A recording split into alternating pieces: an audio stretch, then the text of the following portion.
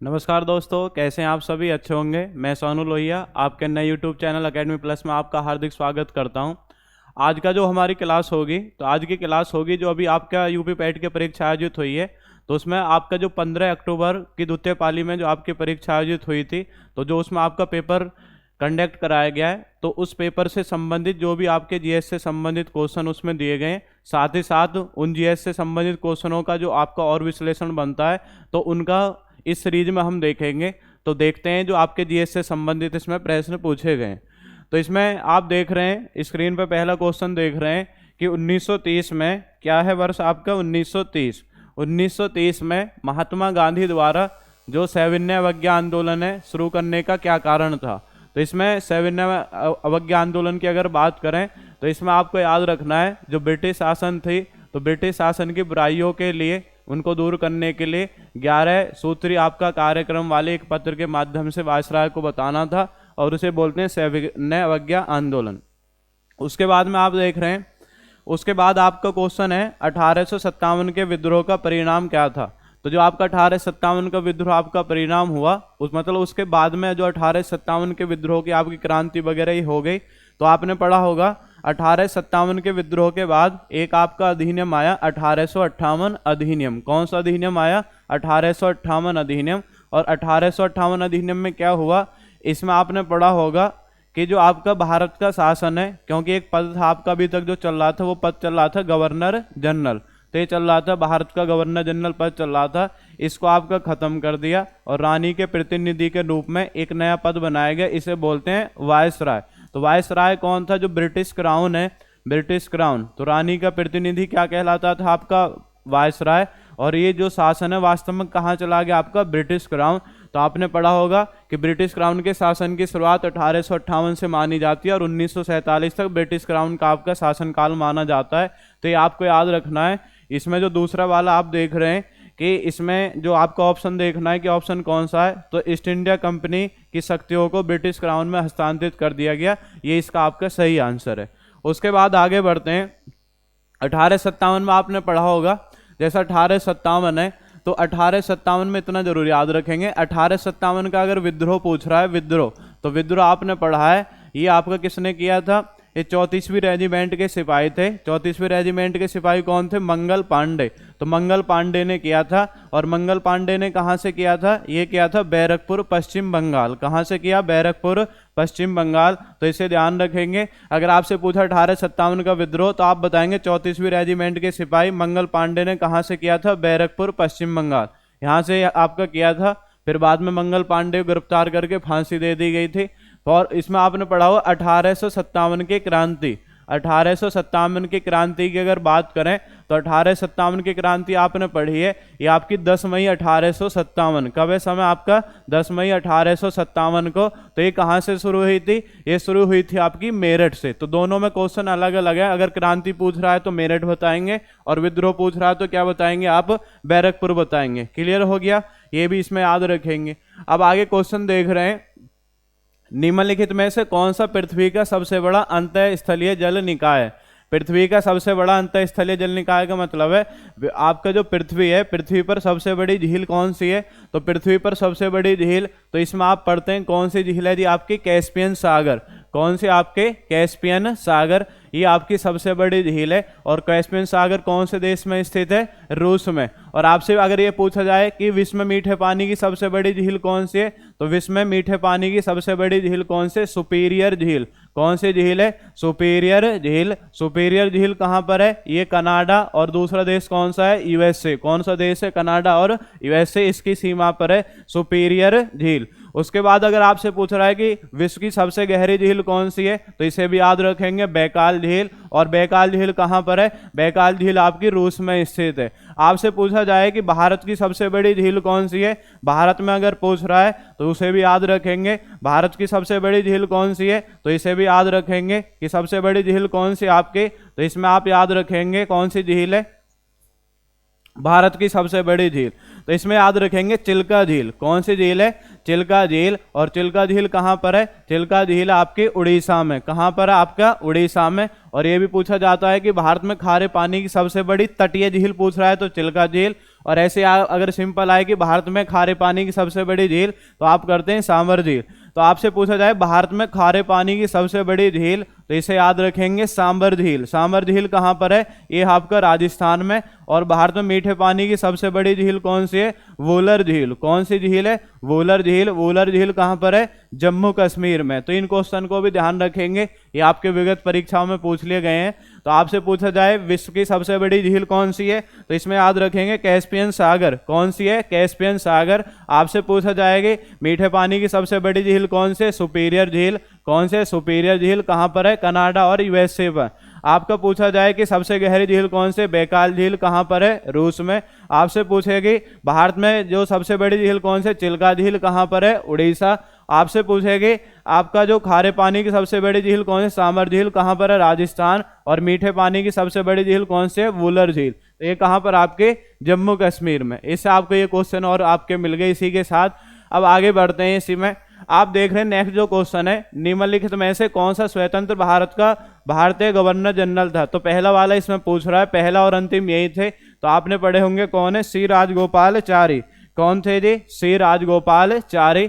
और बाकी आपने पढ़े जैसे इसमें पूछे जाते हैं गवर्नर जनरल से संबंधित जो क्वेश्चन है इनको याद रखेंगे। अगर पूछ रहा है कि बंगाल का प्रथम गवर्नर, क्या पूछ रहा है जी? बंगाल का प्रथम गवर्नर। बंगाल का अगर पूछ रहा है, किसका पूछ रहा है? बंगाल का। बंगाल का प्रथम गवर्नर। बंगाल का प्रथम गवर्नर अगर ये क्वेश्चन है बंगाल का प्रथम गवर्नर तो इसको याद रखेंगे। बंगाल का प्रथम गवर्नर कौन था? बंगाल का प्रथम गवर्नर था रॉबर्ट क्लाइव। कौन है? Robert Clive. आपसे पूछा जाए बंगाल का प्रथम गवर्नर जनरल, बंगाल का क्या है? प्रथम गवर्नर जनरल। यहाँ पे आप लिखेंगे गवर्नर जनरल। गवर्नर जनरल क्योंकि रेगुलेटिंग एक्ट आया 1773 में और गवर्नर जो पद था गवर्नर जनरल कर दिया गया। और इसके तहत किसको बनाया गया? Warren Hastings. किसको बनाया गया जी? वारेन हेस्टिंग्स को बनाया गया। यहाँ से आपका क्लियर हो गया। उसके बाद में आपने पढ़ा होगा भारत का प्रथम गवर्नर जनरल। तो 1833 चार्टर एक्ट आया और उसमें जो गवर्नर जनरल पद था बंगाल का इसे कर दिया गया भारत का गवर्नर जनरल। तो भारत का प्रथम गवर्नर जनरल अगर आपसे पूछ रहा है तो भारत का प्रथम गवर्नर जनरल याद रखेंगे कौन थे? Lord William Bentinck. कौन थे आपके? Lord William Bentinck. तो इसको भी याद रखेंगे लॉर्ड विलियम बेंटिक को। आपसे पूछा जाएगा जी इसमें ये हो गया। फिर आपका 1857 की क्रांति हुई और गवर्नर जनरल का पद समाप्त कर दिया। और फिर आपने पढ़ा होगा भारत के प्रथम वायसराय। वायसराय पूछ रहा है तो वायसराय आप याद रखेंगे कौन थे? Lord Canning. तो इन क्वेश्चन को भी आप इसमें ध्यान रखेंगे, ये संबंधित आपके प्रश्न है, महत्वपूर्ण है। ये क्लियर हो गया। आपसे पूछे बंगाल का प्रथम गवर्नर अगर पूछ रहा है तो कौन था जी? बंगाल का प्रथम गवर्नर रॉबर्ट क्लाइव। बंगाल का प्रथम गवर्नर जनरल पूछे तो वारेन हेस्टिंग्स। भारत का प्रथम गवर्नर जनरल पूछे तो कौन है? Lord William Bentinck. और वायसराय पूछे तो कौन है? Lord Canning. यहाँ पे कौन पूछा है? यहाँ पे पूछा है स्वतंत्र भारत का। तो स्वतंत्र भारत का अगर पूछ रहा है प्रथम तो प्रथम पूछे तो याद रखेंगे लॉर्ड माउंट बैटेन। कौन था आपका? Lord Mountbatten. लेकिन अगर पूछे कि प्रथम भारतीय कौन है? प्रथम भी यही है और अंतिम भी यही है। तो कौन आपके? सी राजगोपालाचारी। ये क्लियर हो गया क्वेश्चन। आगे बढ़ते हैं। नेक्स्ट क्वेश्चन आप देख रहे हैं, ये क्लियर हो गया यहां तक सभी का। नेक्स्ट आप क्वेश्चन देख रहे हैं जी, निम्नलिखित में से किस अधिनियम द्वारा बर्मा को भारत से अलग कर दिया गया? तो आपने पढ़ा होगा 1935 अधिनियम, भारत शासन अधिनियम 1935। तो भारत शासन अधिनियम 1935 में ये जो आपका पूर्वी क्षेत्र था और ये क्षेत्र को क्या बोलते हो आप? बर्मा। कौन सा क्षेत्र है? बर्मा। तो बर्मा को भारत से अलग कर दिया गया। तो कौन सा आपका? भारत सरकार अधिनियम 1935। तो बर्मा को वर्तमान में आप क्या बोलते हैं? म्यांमार। क्या बोलते हैं? बर्मा का नया नाम क्या है? म्यांमार। तो ये क्लियर हो गया। उसके बाद आगे बढ़ते हैं। भारत को ब्रिटिश नियंत्रण से मुक्त करने के लिए भारतीय राष्ट्रीय सेना INA का गठन किसने किया था? तो इसमें दो व्यक्ति हैं, एक कौन थे? कैप्टन मोहन सिंह और एक कौन आपके? सुभाष चंद्र बोस। तो इसमें ऑप्शन सी सही याद रखेंगे। इसमें कौन सा आपका? मोहन सिंह। क्लियर हो गया। अब आगे देखते हैं जो आपके अन्य क्वेश्चन है उन्हें देखते हैं जी।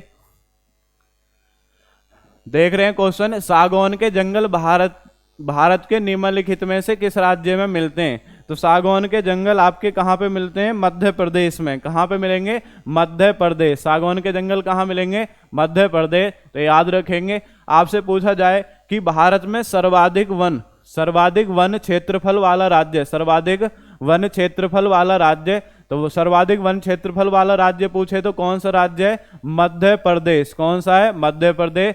सबसे कम पूछे, सबसे कम जो वन क्षेत्रफल कहाँ पर है? सबसे कम आप याद रखेंगे, सबसे कम कहाँ पर है? हरियाणा। सबसे कम कहाँ पर है? हरियाणा। आपसे पूछा जाएगा, इसी में पूछा जाएगा कि जो भारत का वन क्षेत्रफल है उसमें प्रतिशत के आधार पे अगर पूछ रहा है कि प्रतिशत के आधार पे कहाँ पर है, तो प्रतिशत के आधार पे याद रखेंगे मिजोरम। क्या है आपका? मिजोरम। प्रतिशत के आधार पे सबसे ज्यादा कहाँ पर? आपका मिजोरम। और प्रतिशत में सबसे कम पूछे तो, प्रतिशत में सबसे कम पूछे तो क्या है? हरियाणा। सबसे कम पूछे तो क्या है? हरियाणा। तो इन क्वेश्चन को भी आप ध्यान रखेंगे। सर्वाधिक वन कहाँ पर है? एमपी में। सबसे कम कहाँ पर है? हरियाणा। प्रतिशत में कहाँ पर है? मिजोरम। और उसके बाद कहाँ पर आपके? तो उसमें याद रखेंगे प्रतिशत में आपका हरियाणा। इतना ध्यान रखेंगे। आगे बढ़ते हैं क्वेश्चन में। नेक्स्ट क्वेश्चन है, सामान्य वर्षा में अचानक वृद्धि हो जाती है तो कई दिनों तक लगातार जारी रहती है, इससे मानसून क्या कहा जाता है? तो इसे बोलते हैं प्रस्फोट या बोलते हैं फटना। प्रस्फोट या क्या बोलेंगे? फटना। नेक्स्ट देख रहे हैं जीएमटी। जीएमटी का पूर्ण रूप क्या है? तो आप सब जानते हैं, आसान सा क्वेश्चन है, ग्रीनविच मीन टाइम। जीएमटी क्या है? Greenwich mean time. तो जीएमटी आप पढ़ा होगा, जीएमटी ग्रीनविच मीन टाइम। तो ग्रीनविच मीन टाइम आपने पढ़ा। जैसे आपका देशांतर है, तो देशांतर में जो समय का आकलन है हम 0 डिग्री देशांतर से करते हैं, और 0 डिग्री देशांतर कहाँ पर है? ये है ग्रीनविच। ग्रीनविच कहाँ पर? आपका लंदन में है। तो इसी से आपका ये फुल फॉर्म ली गई, ग्रीनविच लंदन। तो 0 डिग्री देशांतर इसको माना जाता है। और भारत का मानक समय इससे कितना आगे? तो आप पढ़ते हैं 5 घंटे 30 मिनट आगे। 5 घंटे 30 मिनट आगे है, क्योंकि भारत का मानक समय कितना माना है? 82.1/2 पूर्वी देशांतर। क्या माना है? 82.1/2 पूर्वी देशांतर। आगे बढ़ते हैं। नेक्स्ट क्वेश्चन देख रहे हैं, प्रति 1000 लोगों पर जीवित जन्मों की वार्षिक संख्या को किस नाम से जाना जाता है? तो इसे बोलते हैं क्रोड, अशोधित या जन्म दर। क्या बोलेंगे? अशोधित जन्म दर। तो इसमें ध्यान रखेंगे। ये क्लियर हो गया। अब आगे देखते हैं जी क्वेश्चन आप देख रहे हैं कि 1969 में प्रमुख निजी बैंकों का राष्ट्रीयकरण किया गया। तो कितने आपके निजी बैंक थे जिनका 1969 में राष्ट्रीयकरण किया गया था? तो इसमें याद रखेंगे कितने बैंकों का हुआ? 14 बैंकों का। कितने बैंकों का हुआ है? 14 बैंकों का राष्ट्रीयकरण हुआ। 14 बैंकों का कब हुआ है? तो इसमें याद रखेंगे 19 जुलाई 1969 में 14 बड़े बैंकों का राष्ट्रीयकरण हुआ। उसके बाद आप याद रखेंगे 6 बड़े बैंकों का अगर पूछे कि 6 बड़े बैंकों का भी राष्ट्रीयकरण हुआ है, तो ये आप इसमें डेट याद रखेंगे 15 अप्रैल 1980। कब हुआ है? 15 अप्रैल 1980। और सबसे पहले किस बैंक का राष्ट्रीयकरण हुआ? सबसे पहले हुआ आरबीआई बैंक का। आरबीआई बैंक का राष्ट्रीयकरण कब हुआ? ये हुआ 1 जनवरी 1949। कब हुआ था? 1 जनवरी 1949। तो राष्ट्रीयकरण से संबंधित 3 क्वेश्चन है। अगर 14 बड़े बैंकों का पूछ रहा है तो 14 बड़े बैंकों का आप ध्यान रखेंगे कब हुआ है जी? 19 जुलाई 1969। आपसे पूछे 6 बड़े बैंकों का कब हुआ, तो आप याद रखेंगे 15 अप्रैल 1980। और आरबीआई बैंक का कब हुआ था? 1 जनवरी 1949। तो राष्ट्रीयकरण से संबंधित आपके 3 क्वेश्चन है महत्वपूर्ण। नेक्स्ट आगे देखते हैं। उसके बाद देख रहे हैं आप 1991 के आर्थिक सुधारों के बाद उद्योग विशेष रूप से सार्वजनिक क्षेत्र के लिए आरक्षित थे। तो जो आपका सार्वजनिक क्षेत्र, सरकारी क्षेत्र है, तो इसके लिए जो आपका परमाणु ऊर्जा उत्पादन है, इस पे अभी भी किसका अधिकार है? इस पे केवल सरकार का अधिकार है। परमाणु ऊर्जा उत्पादन को कौन आपका देखेगा? सरकार देखेगी। अब आगे देख रहे हैं जो योजना आयोग है, योजना आयोग के अंतिम उपाध्यक्ष कौन थे? तो आपने पढ़ा होगा जो योजना आयोग है 1 जनवरी 2015। कब है आपका? योजना आयोग। कौन सा आयोग है? योजना आयोग। योजना आयोग को 1 जनवरी 2015, कब आपका? 1 जनवरी 2015 में समाप्त कर दिया। और इसके स्थान पर एक नया आयोग बनाया गया। नया आयोग कौन सा बनाया गया? नीति आयोग। कौन सा आयोग बनाया गया? नीति आयोग। तो इस समय जो योजना आयोग था, योजना आयोग के जो आपके अंतिम उपाध्यक्ष थे, अंतिम उपाध्यक्ष कौन थे? मोंटेग सिंह अहलूवालिया। कौन थे आपके? मोंटेग सिंह अहलूवालिया। तो इसे ध्यान रखेंगे, मोंटेग सिंह अहलूवालिया ये आपके योजना आयोग के अंतिम उपाध्यक्ष थे, इनको ध्यान रखेंगे। और योजना आयोग हो या नीति आयोग हो, अध्यक्ष कौन होता है? प्रधानमंत्री। जो भी तत्कालीन प्रधानमंत्री होगा वो नीति आयोग का आपका अध्यक्ष होगा। इसमें याद रखेंगे। योजना आयोग की अगर स्थापना आपसे पूछ ली जाए तो ये कब की गई थी? 1950। पंचवर्षीय योजनाओं का निर्माण कौन करता था? योजना आयोग करता था। ये भी ध्यान रखेंगे। उसके बाद में योजना आयोग को नीति आयोग कब बना दिया है? 1 जनवरी 2015। अंतिम उपाध्यक्ष कौन थे इसके? तो आपने पढ़ा होगा मोंटेग सिंह अहलूवालिया। अगर आपसे पूछे जो नीति आयोग है, नीति आयोग के प्रथम अध्यक्ष, तो इस समय प्रधानमंत्री कौन थे? प्रधानमंत्री थे नरेंद्र मोदी। और वर्तमान में भी कौन है नीति आयोग के अध्यक्ष? तो इसमें याद रखेंगे नरेंद्र मोदी। कौन है? नरेंद्र मोदी। क्लियर हुआ। अब आगे देखते हैं, निम्न में से कौन सा क्षेत्र भारत का सबसे बड़ा नियोक्ता है? तो नियोक्ता का मतलब है कि ऐसा कौन सा क्षेत्र है जो सबसे ज्यादा रोजगार देता है। तो आप जब अर्थव्यवस्था पढ़ते हैं, अर्थव्यवस्था के आपके 3 क्षेत्र हैं। कितने क्षेत्र हैं जी? 3 क्षेत्र हैं। तो 3 क्षेत्र में आप याद रखेंगे, एक तो होगा प्राइमरी सेक्टर या बोलते हैं प्राथमिक, एक होता है सेकेंडरी या द्वितीयक क्षेत्र आप बोल देंगे, और एक होता है तृतीयक यानी कि थर्ड सेक्टर आप बोल देंगे। आपको याद रखना है प्राथमिक में क्या है? कृषि और कृषि से संबंधित जो भी आपके उत्पाद हैं वो सब किस में आते हैं? प्राथमिक में। द्वितीयक में क्या आएंगे? द्वितीयक में आते हैं उद्योग धंधे। क्या आते हैं? उद्योग धंधे आते हैं। और उसके बाद में उद्योग धंधे या कारखाने। और तृतीय में क्या आती है? इसमें आती है सेवा। तो क्वेश्चन भी आता है कि सेवा क्षेत्र के नाम से किस क्षेत्र को जाना जाता है? तृतीय क्षेत्र, मतलब सेवा क्षेत्र के नाम से किस क्षेत्र को? तृतीय क्षेत्र को। तो ये याद रखेंगे इसमें। और इसमें क्या है? जैसे होटल है, परिवहन है, बीमा है, संचार है, ये सब आपकी सेवा है। सेवा आपके तृतीय क्षेत्र में आती है, याद रखेंगे। अगर आपसे पूछ रहा है कि भारत की जीडीपी में सबसे अधिक योगदान किस क्षेत्र का है? तो भारत की जीडीपी में सबसे अधिक योगदान की बात करें सेवा क्षेत्र का है, और सबसे कम किसका है? आपका प्राथमिक क्षेत्र का। लेकिन सबसे ज्यादा जो जनसंख्या है, सबसे ज्यादा जनसंख्या कौन से क्षेत्र में कार्यरत है? सबसे ज्यादा जनसंख्या कार्यरत है कृषि वाले क्षेत्र में या प्राथमिक क्षेत्र में। तो क्लियर हो गया आपका, ये क्षेत्र थे और उनसे जुड़ा हुआ जो आपका संबंधित क्वेश्चन है वो क्लियर हुआ। आगे देख रहे हैं, भारत में किस राज्य को हरित क्रांति के रूप में पहली बार चुना गया था? तो पहली बार आप पढ़ते हैं, पहली बार कौन से राज्य को चुना गया था? तो पहली बार चुना गया था आपका पंजाब को। किसको चुनाया गया? पंजाब को चुनाया गया। हरित क्रांति, हरित क्रांति आपने पढ़ी है जी, हरित क्रांति। तो हरित क्रांति की बात करें, भारत में हरित क्रांति की शुरुआत कब हुई है? 1966-67। और भारत में हरित क्रांति के जनक कौन है? एम.एस. स्वामीनाथन। कौन है जनक? एम.एस. स्वामीनाथन। तो इतना भी इसमें याद रखेंगे। हरित क्रांति का सर्वाधिक प्रभाव 2 फसलों पर पड़ा है, एक आपका गेहूं पर पड़ा है और एक किस पर पड़ा है? धान पर। और सबसे ज्यादा जो आपके लाभान्वित राज्य हैं, तो इसमें याद रखेंगे नंबर 1 पंजाब पे, नंबर 2 आपका हरियाणा और नंबर 3 वेस्ट यूपी। तो ये सर्वाधिक लाभान्वित राज्य हैं हरित क्रांति के। तो ये क्लियर हो गया आपका, ये था आपका हरित क्रांति से जुड़ा हुआ क्वेश्चन। अब आगे देखते हैं जो और क्वेश्चन है इसमें। नेक्स्ट देख रहे हैं, निम्नलिखित में से कौन सा अनुच्छेद अल्पसंख्यकों के हितों के संरक्षण के लिए? तो आप पढ़ेंगे अल्पसंख्यक हितों के संरक्षण के लिए कौन सा? आर्टिकल 29। कौन सा? आर्टिकल 29। नेक्स्ट क्वेश्चन है, 42वें संविधान संशोधन के माध्यम से संविधान जो आपके राज्य के नीति निर्देशक सिद्धांत है इसमें क्या जोड़ा गया था? तो आपने पढ़ा होगा आर्टिकल 39A। क्या पढ़ा है? Article 39A। आर्टिकल 39A में हमने जोड़ा था 42वां संविधान संशोधन 1976 में। क्या जोड़ा जी हमने जोड़ा था आपका समान न्याय एवं निःशुल्क विधिक सहायता का अधिकार। तो ये आपको ध्यान रखना है। नेक्स्ट क्वेश्चन है, निम्नलिखित में से मौलिक कर्तव्य हैं। तो ये जितने भी आपको दिख रहे हैं, सार्वजनिक संपत्ति की सुरक्षा करना हो या वैज्ञानिक दृष्टिकोण और मानववाद विकसित करना हो या भारत की संप्रभुता, एकता, अखंडता वगैरह रक्षा करना हो, तो ये सब आपके मौलिक कर्तव्य से जुड़े हैं। अगर मौलिक कर्तव्य की बात करें, मौलिक कर्तव्य हमने कहाँ से लिए? रूस से लिए।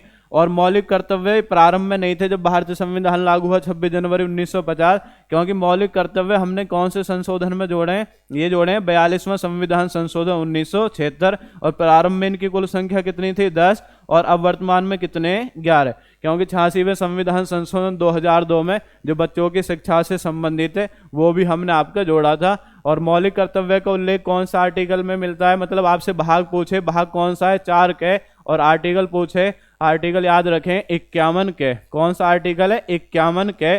भाग पूछे 4 के और आर्टिकल कौन सा है? 51 के। इतना भी इसमें याद रखेंगे। मौलिक कर्तव्य कहाँ से लिए? रूस से। किस संशोधन द्वारा जोड़े हैं? 42वां संविधान संशोधन 1976। प्रारंभ में कुल संख्या कितनी थी? 10। अब कितनी है? 11। किस आपके भाग में? 4 के में। और कौन सा आर्टिकल में? 51 के। उसके बाद आप देख रहे हैं सभी अम्लों में समान तत्व है, तो इसमें याद रखेंगे कौन है? आपका हाइड्रोजन। नेक्स्ट क्वेश्चन है, नॉन स्टिक खाना पकाने के बर्तन में तो उस पर किसकी आपकी परत चढ़ाई जाती है? तो इसमें याद रखेंगे टेफ्लॉन की परत चढ़ाई जाती है। नेक्स्ट क्वेश्चन है, अनुच्छेद 245 के अनुसार संसद का क्या कार्य होता है? तो संसद का कार्य होता है कानून बनाना। क्या कार्य होता है? कानून बनाना। नेक्स्ट क्वेश्चन है सरकारी आयोग किससे संबंधित है?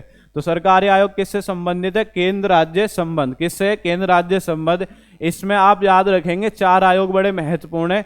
तो 4 आयोग ये सब केंद्र राज्य संबंध से हैं। तो आप लिख सकते हैं केंद्र राज्य संबंध से संबंधित आयोग, केंद्र राज्य संबंध से संबंधित आयोग। तो इसमें 4 हैं केंद्र राज्य संबंध से संबंधित आयोग में। 4 कौन कौन से हैं वो आप देखेंगे जी। तो इसमें आपको याद रखना है 4 में नंबर 1 तो आप याद रखेंगे, सबसे पहले आप याद रखेंगे, सबसे पहले इसमें ध्यान रखना है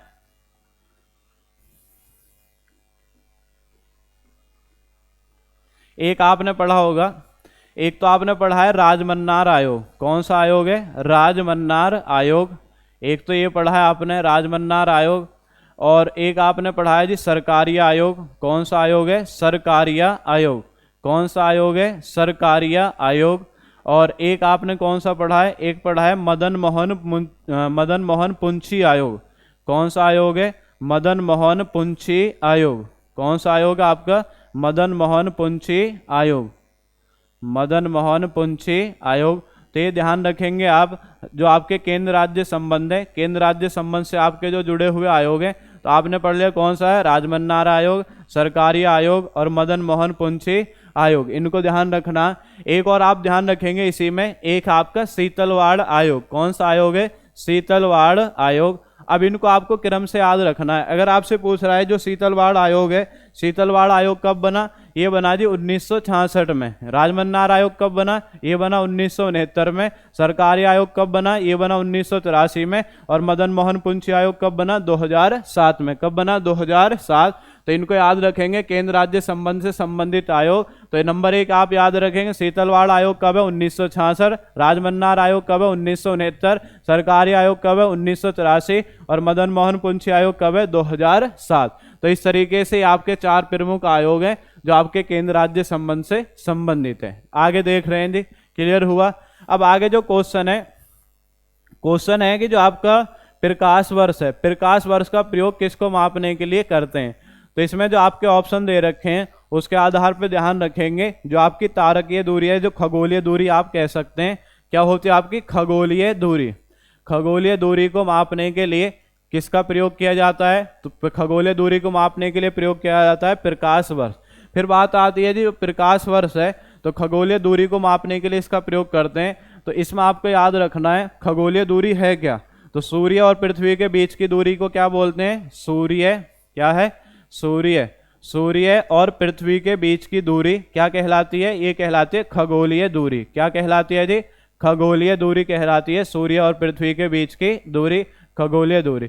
उसके बाद है आपसे पूछेगा कि एक प्रकाश वर्ष बराबर कितना होता है? एक प्रकाश वर्ष, एक प्रकाश वर्ष बराबर अगर आपसे पूछ रहा है तो इसमें याद रखेंगे 9.46 गुणा 10 की पावर 15 क्या है? या तो आप कह सकते हैं मीटर है, या आप कह सकते हैं 9.46 गुणा 10 की पावर 12 किलोमीटर। क्या हो जाएगा आपका? 12 किलोमीटर। तो किलोमीटर जब आपका काउंट करेंगे तो उसमें जीरो की संख्या कम हो जाएगी। तो याद रखेंगे एक प्रकाश वर्ष बराबर 9.46 गुणा 10 की पावर 15 मीटर या 9.46 गुणा 10 की पावर 12 किलोमीटर होता है। प्रकाश वर्ष का प्रयोग किसको मापने के लिए? खगोलीय दूरी को मापने के लिए करते हैं। तो याद रखेंगे अगर वैसे पूछा जाए कि खगोलीय दूरी को सबसे बड़ा मात्रक कौन सा है या दूरी का सबसे बड़ा मात्रक कौन सा है? पारसेक। कौन सा होता है आपका? पारसेक। लेकिन इसका प्रयोग नहीं किया जाता।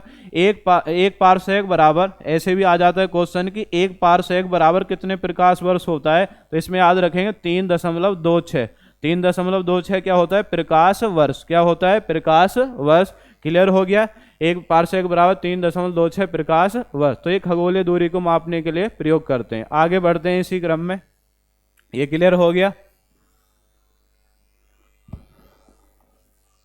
ये आपके हिंदी से संबंधित क्वेश्चन है। इसमें 2 क्वेश्चन है आपके जो आपके जीएस से जुड़े हुए हैं। एक तो क्वेश्चन है निम्नलिखित में से सबसे बुद्धिमान स्तनधारी है। तो सबसे बुद्धिमान स्तनधारी कौन है आपका? डॉल्फिन। मछली है डॉल्फिन, ये सबसे ज्यादा आपका बुद्धिमान माना जाता है। पौधों का विकास किससे प्रभावित होता है? तो आपका प्रकाश की गुणवत्ता, मात्रा और जो अवधि होती है, इन सभी से आपका पौधे का विकास प्रभावित होता है। ये 2 क्वेश्चन थे। आगे बढ़ेंगे, इसमें आपके ये अब देखते हैं आगे। तो अब देख रहे हैं आप जो ये आपके करंट से संबंधित क्वेश्चन पूछे गए, जैसे भारत गौरव पर्यटक ट्रेन को जून 2022 में रामायण सर्किट के हिस्से के रूप में भारत और किस देश के बीच रवाना किया गया। तो इसमें आप याद रखेंगे भारत और नेपाल के बीच। भारत ने दोनों देशों के बीच मजबूत और दीर्घकालिक साझेदारी के निर्माण के लिए चल रहे प्रयासों के तहत निम्नलिखित में से किस देश को 75 एम्बुलेंस और 17 स्कूल बसें उपहार में दी। तो इसमें याद रखेंगे कौन सा, आपका नेपाल। नेक्स्ट क्वेश्चन आगे देखेंगे। अब है जी इसमें, अब ये रीजनिंग के क्वेश्चन आगे, अब आगे देखते हैं इसमें। नेक्स्ट क्वेश्चन आप देख रहे हैं, निम्नलिखित में से किस राज्य सरकार ने 5,000 रुपए की काशी यात्रा, तो काशी यात्रा आपकी शुरू की थी कर्नाटक ने। जून 2022 में कॉमनवेल्थ डिप्लोमेटिक अकेडमी, तो आप याद रखेंगे यूके में। आपने लिखा है कि कंपनी ने IAF के हेलीकॉप्टर के लिए ADS की आपूर्ति हेतु एक बेलारूसी कंपनी और उसकी सहायक कंपनी के साथ एक समझौता ज्ञापन हस्ताक्षर किए, तो Bharat electronics limited. Next question है आपका, निम्नलिखित में से किस भारतीय राज्य ने नारी को नमन नाम से एक नई योजना शुरू की है। तो इसे याद रखेंगे हिमाचल प्रदेश। ये आपके करंट के क्वेश्चन थे। आगे देखते हैं इसी क्रम में। क्वेश्चन है, प्रधानमंत्री नरेंद्र मोदी ने निम्नलिखित में से किस जिले में डॉक्टर संपूर्णानंद स्पोर्ट स्टेडियम में कार्यक्रम में 1800 करोड़ रुपए की योजनाओं का शिलान्यास किया। तो ये वाराणसी। किस संस्था ने India's booming gig and platform economy शीर्षक से रिपोर्ट जारी की है। तो कौन है, नीति आयोग। अभी आपने पढ़ा है नीति आयोग। नेक्स्ट आगे बढ़ते हैं। नेक्स्ट, निम्नलिखित में से कौन सी राज्य सरकार सिंगल एंट्री मल्टीपल एग्जिट के विचार का एजुकेशन टाउनशिप बनाने की योजना बना रही है। तो ये बना रही है आपकी उत्तर प्रदेश। कौन सा भारत का सबसे छोटा केंद्र शासित प्रदेश है। तो सबसे छोटा कौन है वर्तमान में, लक्षद्वीप। अगर यूटी की बात करें, यूटी की यूनियन टेरिटरी केंद्र शासित प्रदेश, तो इसमें अगर क्षेत्रफल के आधार पर आप देखें तो क्षेत्रफल के आधार पर आपको जानना है। सबसे बड़ा अगर पूछे वर्तमान की अगर बात कर रहा है, अभी तक तो अंडमान निकोबार था, लेकिन आपको याद रखना है वर्तमान में सबसे बड़ा यूटी कौन है। सबसे बड़ा यूटी कौन है, आपका लद्दाख। सबसे बड़ा यूटी कौन है क्षेत्रफल में, लद्दाख। और सबसे छोटा अगर आपसे पूछ रहा है सबसे छोटा कौन है जी, सबसे छोटा अभी आपने पढ़ लिया है कौन है, लक्षद्वीप। सबसे छोटा कौन है, लक्षद्वीप। तो ये तो सबसे बड़े और सबसे छोटे हो गए, लेकिन आपको ये भी याद रखना है जो 4 बड़े यूटी अगर उनको अवरोही क्रम में लगाए तो आप याद रखेंगे नंबर 1 कौन है जी, नंबर 1 है लद्दाख। नंबर 2 कौन है, इसी के बिल्कुल साइड में ये कौन है, आपका जम्मू कश्मीर। नंबर 3 पे याद रखेंगे, नंबर 3 पे कौन है, नंबर 3 पे आपका अंडमान निकोबार। नंबर 3 पे कौन है, अंडमान निकोबार। कौन है नंबर 3 पे, आपका अंडमान निकोबार। और नंबर 4 पे कौन है, नंबर 4 पे याद रखेंगे दिल्ली। तो ये आपके अवरोही क्रम में लद्दाख, जम्मू कश्मीर, अंडमान निकोबार और दिल्ली। सबसे छोटा कौन हो गया आपका, लक्षद्वीप। ऐसे अगर आपको राज्य में पूछे कि राज्य में अगर आपसे पूछ रहा है कि सबसे बड़ा राज्य कौन है क्षेत्रफल के आधार पे, तो सबसे बड़ा राज्य कौन है, सबसे बड़ा राज्य आपका राजस्थान। कौन सा राज्य, राजस्थान। और सबसे छोटा पूछे तो सबसे छोटा कौन है जी, सबसे छोटा आपका गोवा। और आपसे पूछे 4 बड़े राज्यों को अवरोही क्रम में लगाएं तो नंबर 1 कौन है, नंबर 1 है राजस्थान। नंबर 2 कौन है, MP। नंबर 3 है महाराष्ट्र। और नंबर 4 कौन है, यूपी। नंबर 4 कौन है, यूपी। यूपी में और आप याद रखेंगे यूपी का कोई पेपर हो उसके लिए कि यूपी का जो कुल क्षेत्रफल है वो कितना है, तो याद रखेंगे 240,928 वर्ग किलोमीटर। 240,928 वर्ग किलोमीटर। और कुल प्रतिशत पूछे भारत का कितना है, 7.33%। कितना है जी, 7.33%। तो यूपी के बारे में आपको इतना भी याद रखेंगे। तो एक क्वेश्चन था आपका लक्षद्वीप वाला, उसके साथ आपको ये क्वेश्चन भी मिल गए। 4 बड़े यूटी पूछे तो लद्दाख, जम्मू कश्मीर, अंडमान निकोबार और दिल्ली। और 4 बड़े आपके राज्य पूछे राजस्थान, MP, महाराष्ट्र और यूपी। उसके बाद सबसे बड़ा राजस्थान, सबसे छोटा गोवा। और सबसे बड़ा यूटी कौन है, लद्दाख। और सबसे छोटा कौन है, लक्षद्वीप। ये क्लियर हुआ। आगे बढ़ते हैं इसी क्रम में। नेक्स्ट क्वेश्चन है, छात्र पारिस्थितिकी के लिए एक नया डिजिटल आपका प्लेटफॉर्म कैंपस पावर। कौन सा है, कैंपस पावर। तो आपका ICICI बैंक ने आपका लॉन्च किया अभी हाल ही में।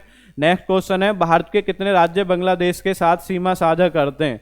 तो राज्य की अगर बात करें, बांग्लादेश के साथ कितने राज्य सीमा साझा करते हैं? 5। कौन कौन है वो देखेंगे, और बांग्लादेश से जुड़े हुए जो भी आपके क्वेश्चन है उन्हें देखेंगे जरा। कितने राज्य? आप 5। कौन कौन से अब देखेंगे। तो इसका एक कोड है जो बांग्लादेश के साथ सीमा बनाते हैं। कोड क्या है? कोड है बांग्लादेश बनो अम मेरे मित्र। इससे आपका क्लियर हो जाएगा, बनो अम मेरे मित्र, इससे हो जाएगा क्लियर। बांग्लादेश से आपके जुड़े हुए राज्य हैं। बनो से क्या बन जाएगा? बनो से बन जाएगा बंगाल। कौन सा राज्य आपका बन जाएगा? बंगाल। अम से कौन सा बन जाएगा? अम से बन जाएगा असम। क्या बन जाएगा? असम।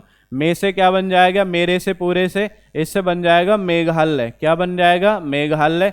मी से क्या बन जाएगा? मी से बन जाएगा जी मिजोरम। क्या बन जाएगा? मिजोरम। और त्रै से क्या बन जाएगा? त्रै से बन जाएगा त्रिपुरा। क्या बन जाएगा? त्रिपुरा। अगर आपको इस तरीके से कोड से याद है तो आप कभी नहीं भूलेंगे इसको। तो आपने पढ़ा बांग्लादेश के साथ कितने, तो राज्य भी आप काउंट कर सकते हैं। बंगाल है, असम है, मेघालय है, मिजोरम है और त्रिपुरा है। तो टोटल कितने राज्य हो गए आपके? 5। बांग्लादेश से और क्या क्वेश्चन आ सकते हैं? तो आपसे पूछा जा सकता है जो बांग्लादेश है, तो इसमें याद रखना है बांग्लादेश। तो आपसे क्वेश्चन आता है कि भारत की सर्वाधिक अंतर्राष्ट्रीय सीमा किस देश के साथ लगती है? तो सर्वाधिक अंतर्राष्ट्रीय सीमा बांग्लादेश के साथ लगती है। और कितने किलोमीटर है जी? 4096 किलोमीटर। कितनी है जी? 4096 किलोमीटर। उसके बाद बांग्लादेश से जुड़े हुए और क्या क्वेश्चन आपके पूछे जा सकते हैं? एक क्वेश्चन ये आता है कि जो तीस्ता नदी जल विवाद है, कौन सा है जी आपका? तीस्ता नदी। तीस्ता नदी जल विवाद किन दो देशों के बीच है? तो याद रखेंगे, एक बांग्लादेश है, एक कौन है आपका? भारत है। आपसे पूछेगा कुशियारी नदी जल समझौता। कुशियारी नदी जल समझौता, कुशियारी नदी जल समझौता ये अभी हाल ही में संपन्न हुआ। तो किन दो देशों के बीच हुआ? तो ये भी याद रखेंगे, ये भी आपका भारत और बांग्लादेश। भारत और बांग्लादेश। आपसे पूछा जाएगा 3 बीघा गलियारा। क्या है आपका? 3 बीघा गलियारा। ये आपका पूछा हुआ है क्वेश्चन पहले। 3 बीघा गलियारा किन दो देशों के बीच विवादित है? तो 3 बीघा गलियारा ये आपको याद रखेंगे, ये किन दो देशों के बीच है? ये भी भारत और बांग्लादेश के बीच है। तो इन क्वेश्चन को भी आप जानेंगे। तीस्ता नदी जल विवाद भारत बांग्लादेश, कुशियारी नदी जल समझौता भारत बांग्लादेश, 3 बीघा गलियारा भारत और बांग्लादेश। सबसे अधिक जो अंतर्राष्ट्रीय सीमा बांग्लादेश के साथ है 4096 किलोमीटर। बांग्लादेश से ये भी आप क्वेश्चन याद रखेंगे। इसमें बांग्लादेश से जुड़े हुए, जैसे आपके इतिहास की अगर बात करें तो इसमें 3 क्वेश्चन और याद रखेंगे। एक तो क्वेश्चन आता है कि बांग्लादेश का स्वतंत्रता दिवस, कौन सा दिवस है आपका? बांग्लादेश का स्वतंत्रता दिवस। तो बांग्लादेश का स्वतंत्रता दिवस अगर आपसे पूछ रहा है, कौन सा दिवस है आपका? स्वतंत्रता दिवस। कौन सा दिवस है? स्वतंत्रता दिवस। तो स्वतंत्रता दिवस अगर आपसे पूछे तो याद रखेंगे 26 मार्च। कब बनाते हैं? 26 मार्च 1971 को आज़ाद हुआ। उससे पहले बोलते थे पूर्वी पाकिस्तान। आपसे पूछे बांग्लादेश का शोक दिवस, राष्ट्रीय शोक दिवस, क्योंकि इस दिन शेख मुजब्बिर रहमान जो बांग्लादेश के राष्ट्रपिता माने जाते हैं, इनकी हत्या कर दी गई थी। तो इसे याद रखेंगे 15 अगस्त। क्या है आपका? 15 अगस्त। आपसे पूछा जाएगा बांग्लादेश का विजय दिवस। ये किसी न किसी एग्जाम में पूछे हुए क्वेश्चन है। बांग्लादेश का विजय दिवस ये अगर आपसे पूछ रहा है तो इसे याद रखेंगे 16 दिसंबर। क्या है जी आपका? 16 दिसंबर। क्या है? 16 दिसंबर। क्लियर हो गया आपका? स्वतंत्रता दिवस पूछ रहा है तो 26 मार्च है। आपसे पूछा शोक दिवस कब है? 15 अगस्त। विजय दिवस कब है आपका? 16 दिसंबर। तो 1971 का जो आपका युद्ध हुआ था भारत पाकिस्तान के बीच, तो आपका कब युद्ध विराम घोषणा हुई थी? 16 दिसंबर। इसलिए 16 दिसंबर आपका स्वतंत्रता दिवस, 26 मार्च। तो ये बांग्लादेश से आपके जुड़े हुए क्वेश्चन है। ये सारा आपका बांग्लादेश से जुड़ा हुआ था। अब आगे बढ़ते हैं। नेक्स्ट क्वेश्चन आप देख रहे हैं, निम्नलिखित में से पोलैंड की राष्ट्रीय मुद्रा क्या है? तो पोलैंड जो देश है, पोलैंड की कैपिटल क्या है? वार्सा। और मुद्रा क्या है? जलोटी। क्या है आपकी? जलोटी। तो आपका क्लियर हुआ। अब आगे देखते हैं जो आगे क्वेश्चन आपके पेपर में दिए हुए हैं। नेक्स्ट देख रहे हैं, उत्तर प्रदेश का एक लोकप्रिय शास्त्रीय नृत्य है। तो उत्तर प्रदेश में ये हमने सीरीज भी इसकी बनाई थी अलग। तो इसमें कौन सा आपका? कथक। उत्तर भारत और विशेषतर कहाँ का आपका? उत्तर प्रदेश का। कुचिपुड़ी कहाँ का है? कुचिपुड़ी कहाँ का? आंध्र प्रदेश का। कथकली कहाँ का है? केरल का। मोहिनीअट्टम भी कहाँ का है? केरल का। तो ये याद रखेंगे। नेक्स्ट आगे बढ़ते हैं, निम्नलिखित में से किसके पास लोकसभा के सत्र को स्थगित करने की शक्ति है? तो लोकसभा का सत्र, तो लोकसभा के सत्र से आपके जैसे क्वेश्चन है। एक तो क्वेश्चन होता है कि लोकसभा का जो सत्र है, सत्र को एक तो आपका इसमें पढ़ते हैं स्थगित। स्थगित का मतलब क्या है? जैसे लोकसभा का सत्र चल रहा है, अध्यक्षता कर रहे हैं लोकसभा अध्यक्ष, और उसके बाद में कोई आपकी इस तरीके से अनुशासन वाली कार्यवाही उसमें दिखानी है आपको, या किसी तरीके से जो आपके विपक्ष के लोग हैं, किसी बिल के जो बिल आपका विपक्ष के द्वारा और उसका विरोध किया जा रहा है बार बार, तो ऐसी स्थिति में हंगामा कर रहे हैं लोग, तो ऐसे में लोकसभा अध्यक्ष लोकसभा की कार्यवाही जो होती है उसको स्थगित कर देता है। तो स्थगित करने का जो वास्तव में अधिकार है वो किसे होता है? लोकसभा अध्यक्ष को। किसे होता है? लोकसभा अध्यक्ष। फिर एक क्वेश्चन आता है, लोकसभा का जो सत्र आपका चल रहा है इसको सत्र अवसान, क्या है आपका? सत्र अवसान करने का अधिकार किसे होता है? तो अगर सत्र अवसान पूछा है तो सत्र अवसान कौन करेगा? राष्ट्रपति। कौन करेगा? आपका राष्ट्रपति। तो ये दो क्वेश्चन जरूर याद रखें। स्थगित करने का अधिकार किसे होता है? लोकसभा अध्यक्ष को। सत्र अवसान करने का अधिकार किसे होता है?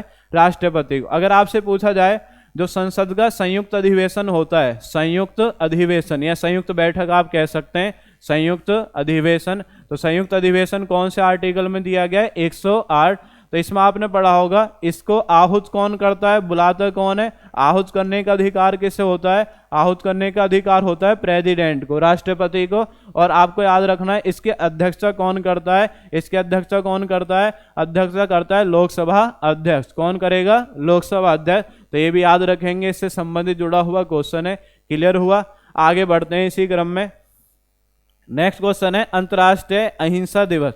तो अंतर्राष्ट्रीय अहिंसा दिवस गांधी जी के जन्म दिवस के अवसर पर बनाया जाता है, और कब बनाते हैं? 2 अक्टूबर। कब बनाते हैं? 2 अक्टूबर। नेक्स्ट क्वेश्चन है वास्को डिगामा।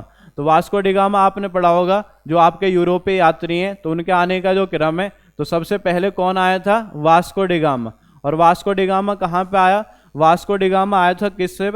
कालीकट बंदरगाह। कौन सा बंदरगाह है? कालीकट बंदरगाह। कालीकट बंदरगाह पर ये आया था वास्को डिगामा। कब आया था? ये आया था 1498 में। कब आया? 17 मई 1498 में भारत आया। कौन से बंदरगाह पर आया? कालीकट बंदरगाह। कालीकट बंदरगाह कौन से राज्य में? आपका केरल राज्य में। वास्को डिगामा कौन था? आपने पढ़ा होगा, भारत आने वाला प्रथम पुर्तगाली यात्री कौन है? पुर्तगाली यात्री कौन था आपका? Vasco da Gama. कौन है? Vasco da Gama. कालीकट बंदरगाह पर आया था। कालीकट बंदरगाह कहाँ पर? आपका केरल में। जब ये यहाँ पर आया था तो क्वेश्चन पूछा गया भी है कि इसका स्वागत किसने किया था? तो यहीं का एक शासक था राजा जुमोरिन। राजा जुमोरिन ने इसका स्वागत किया। फिर बाद में यहाँ पे रहने के बाद में, उसके बाद में आपका चला गया, फिर दोबारा वापस आया। और इसी कारण इसका जो आपका जो मकबरा देखेंगे, या इसका जो आपका स्थान है जहाँ पे इसकी मृत्यु हुई, तो कहाँ पर है? कोची, केरल। कहाँ पर है? कोची, केरल। तो ये आपका क्लियर हुआ वास्को डिगामा से। आगे बढ़ते हैं जी। आगे क्वेश्चन देख रहे हैं थॉमस कप। थॉमस कप किससे संबंधित है? तो थॉमस कप किससे? आपका बैडमिंटन से। किससे? बैडमिंटन से। पुरुषों का बैडमिंटन का वर्ल्ड कप किसे बोलते हैं? Thomas cup. 2 कप और हैं आपके। 2 कप में कौन कौन से हैं? एक तो आपने पढ़ा होगा जी उबेर कप। कौन सा कप है? Uber cup. उबेर कप आपको ध्यान रखना है। एक कौन सा कप है? एक है उबेर कप। Uber cup. तो उबेर कप भी किससे संबंधित है? ये भी आपका बैडमिंटन से संबंधित है। महिलाओं का वर्ल्ड कप इसे बोलते हैं। और एक आपका सुधीरमन कप। Sudirman cup. तो सुधीरमन कप भी किससे संबंधित है? बैडमिंटन से। तो इनको याद रखेंगे। एक थॉमस कप हो गया, एक उबेर कप हो गया, एक सुधीरमन कप हो गया। तो ये सब किससे संबंधित है? बैडमिंटन से। आगे बढ़ रहे हैं जी। क्वेश्चन आपका प्रसिद्ध पुस्तक विंग्स ऑफ फायर। तो विंग्स ऑफ फायर आपने पढ़ी होगी। विंग्स ऑफ फायर किसकी आत्मकथा है? विंग्स ऑफ फायर आप पढ़ते हैं। विंग्स ऑफ फायर किसकी आत्मकथा है? ये आपके एपीजे अब्दुल कलाम की। एपीजे अब्दुल कलाम की 2 प्रसिद्ध पुस्तक है। एक तो आपने पढ़ लिया विंग्स ऑफ फायर, एक और आती है इग्नाइटेड माइंड्स। क्या है आपका? Ignited mind. Ignited minds. तो इसे याद रखें, इग्नाइटेड माइंड्स। तो ये आपकी किसकी पुस्तक है? तो इग्नाइटेड माइंड्स पूछे या आपसे पूछे विंग्स ऑफ फायर, ये दोनों किसकी? आपके ये हैं आपका एपीजे अब्दुल कलाम। ये ध्यान रखेंगे। नेक्स्ट है ग्लोबल वार्मिंग का अपेक्षित परिणाम क्या है? तो ग्लोबल वार्मिंग अगर होगा, जैसे जो पृथ्वी का जो तापमान है इसका बढ़ना ही क्या कहलाता है? Global warming. तो समुद्र के स्तर में वृद्धि होगी, सही है। तटीय रेखा में परिवर्तन होगा, सही है। फसल पैटर्न में परिवर्तन होगा, सही है। तो इसमें आपके सारे ऑप्शन सही है। आगे बढ़ते हैं। जो आपके अन्य क्वेश्चन हैं उन्हें देख लेते हैं जरा।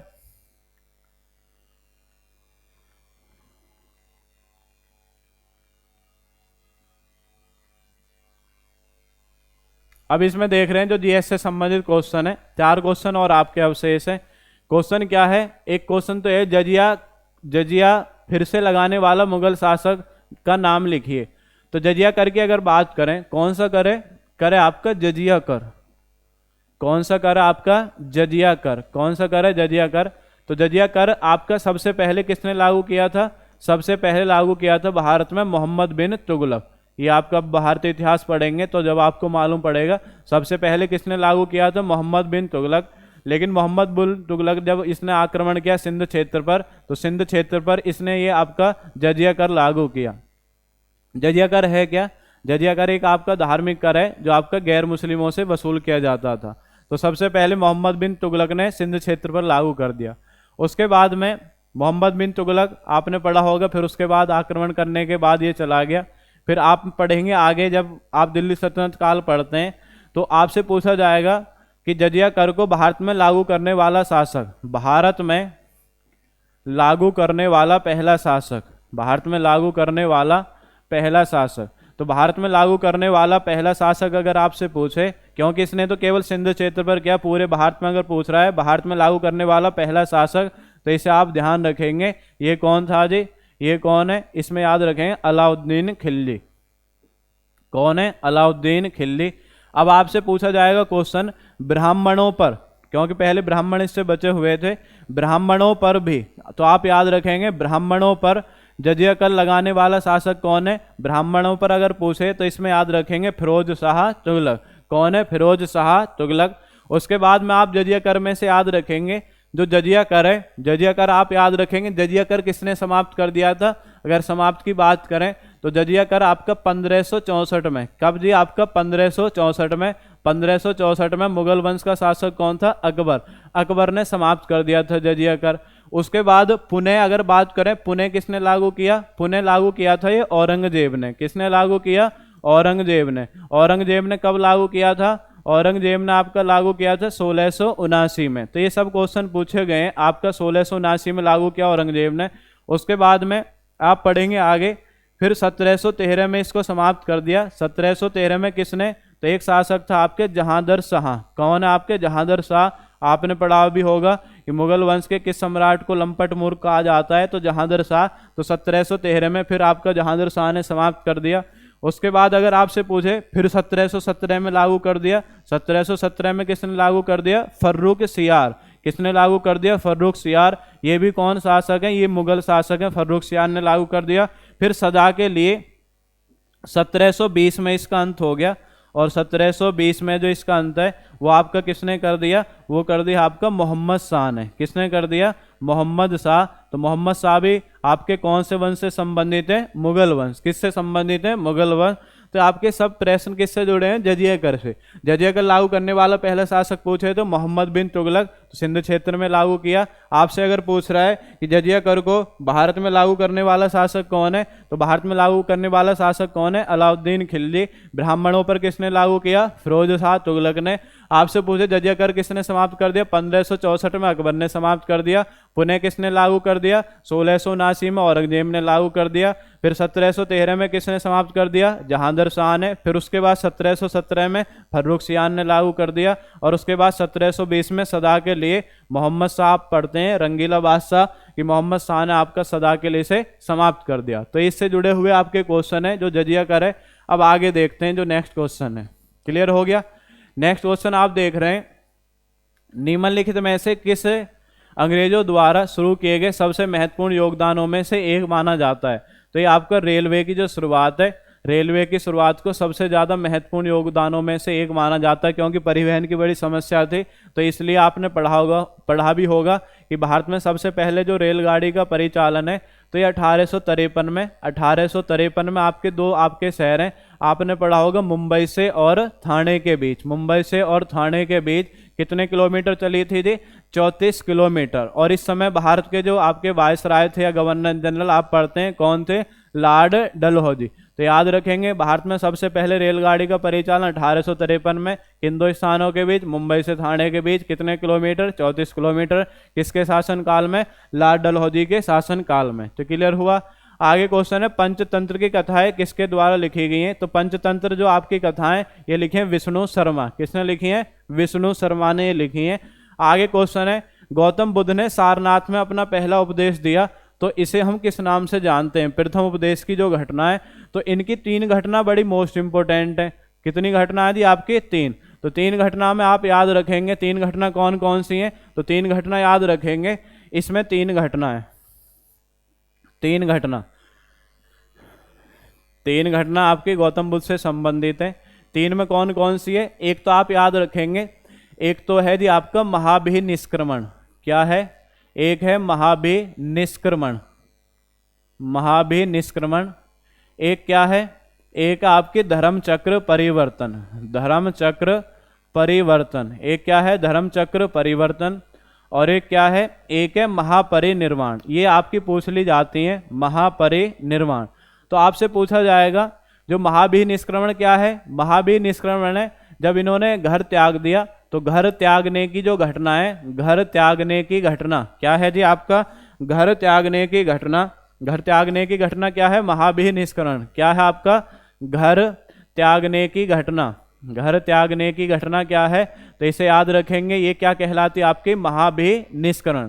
आपसे पूछेगा धर्म चक्र परिवर्तन क्या है? प्रथम उपदेश की घटना। प्रथम उपदेश की घटना क्या है? प्रथम उपदेश की घटना है धर्म चक्र परिवर्तन। प्रथम उपदेश की घटना क्या है? प्रथम उपदेश की घटना आपका धर्म चक्र परिवर्तन। आगे बढ़ेंगे, महापरिनिर्वाण। तो मृत्यु की घटना क्या है? मृत्यु की घटना। तो मृत्यु की घटना क्या कहलाती है? ये कहलाती है महापरिनिर्वाण। क्लियर हो गया आपका? तो 3 घटना है, महाभिनिष्क्रमण, धर्म चक्र परिवर्तन, महापरिनिर्वाण। अब इनमें से जैसे पूछ ले कि महाभिनिष्क्रमण कहाँ पे हुआ, तो महाभिनिष्क्रमण को आप याद रखेंगे जी, महाभिनिष्क्रमण कहाँ पे हुआ है? तो घर छोड़ने की जो घटना है, इनका जन्म कहाँ पे हुआ है? तो जन्म आप याद रखेंगे कहाँ पे हुआ? लुम्बिनी। तो ये कहाँ पे हुई घटना? ये हुई थी लुम्बिनी में। कहाँ पे हुई है? लुम्बिनी में। धर्म चक्र परिवर्तन, तो प्रथम उपदेश कहाँ पे दिया था? प्रथम उपदेश दिया था जी सारनाथ में। कहाँ पे दिया? सारनाथ में। तो ये घटना कहाँ पे घटित हुई? सारनाथ में। और आपसे पूछे महापरिनिर्वाण, महापरिनिर्वाण या मृत्यु कहाँ पर हुई है? तो आपने पढ़ा होगा कुशीनगर में। मृत्यु कहाँ पर हुई है? कुशीनगर।